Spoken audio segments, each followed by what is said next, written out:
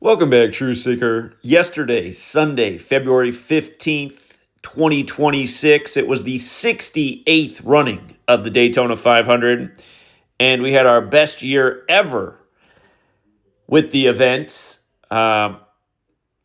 Great effort from the community. I got to send a special shout out to a man who goes by the name Jason13. And funny enough, he called in on Friday the 13th with why he thought Tyler Reddick was going to win the race, and he was 1,000,000% correct. We'll get to why that is. I really liked the racer Ricky Stenhouse, who came in second, and I liked what Jason13 said about Tyler Reddick. And the oversight was Joey Logano, but him finishing in third made perfect sense of it once it did happen. Again, you guys, we always talk about how sports are rigged, and so often they are in tribute to the man in the Oval Office. Right now, it is the time of number 47, who was formerly number 45, whose name is Donald John Trump, who's also known as The Apprentice. You might have noticed yesterday, the top three finishers were number 45, Tyler Reddick, number 47, Ricky Stenhouse, and number 22, Joey Logano. The 22 is the trickier number to understand where it fits in with Trump, but it's really simple when you get the game.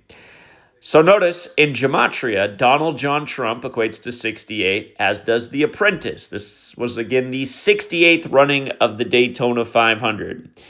And here were the finishing cars: 45, Tyler Reddick; 47, Ricky Stenhouse; number 22, Joey Logano.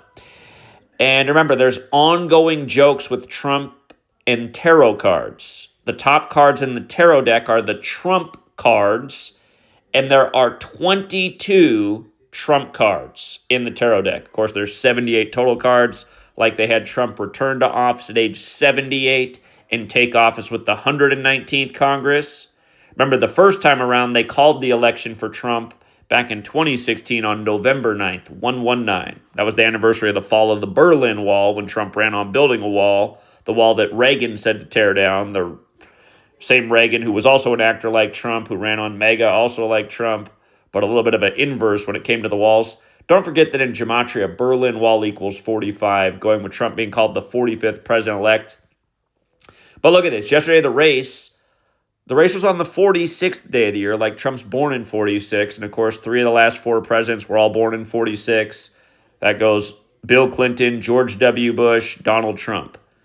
And funny enough, Trump's the oldest, Bush is in the middle, Clinton's the youngest. They went in reverse order in the order they took office. But, yeah, anyway, yesterday the race was 119 days before Trump's birthday.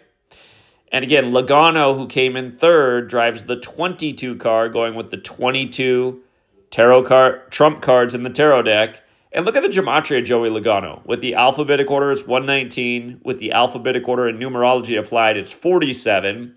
And keep in mind, they sync this ritual with Trump's upcoming 80th birthday in Daytona, Florida, which equals 80. Again, if you're new here, these ciphers, they're all based on the alphabetic order. The most simple cipher is A is 1, B is 2, C is 3, up to Z is 26. Also doing the reverse, just running the alphabetic order in reverse. Z is 1 back to A is 26. And both orders with numerology applied. Again, Donald John Trump, 68. The Apprentice, 68. That's with numerology applied to each letter. This is how they do it day after day, year after year.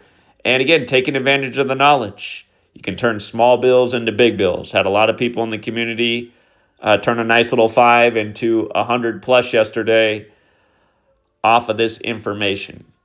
So, again, shout out to the community, everyone who contributed. Of course, Austin and Co. doing the great podcast where they've been killing NASCAR. I think their success inspired our community to have our best Daytona 500 this year. So, yeah, what a tribute to the chump and the tarot cards. And again, just as rigged as your elections are your sports games. So, time to wake up, people. Time to wake up to the big game that we've been exposing to you for now going on 13 years straight. And patting the pockets along the way. Also cashed nicely on Damian Lillard winning his third three-point contest this weekend, which he thought he would. 214 days after his birthday on 2/14, representing Oregon one of the two Valentine's states. And what was the final for the three-point contest? It was Lillard versus Devin Booker. Arizona established on Valentine's Day, just like Oregon. Can you guess? The jokes are going over most people's head, but they shouldn't, because we're exposing the jokes before they play out.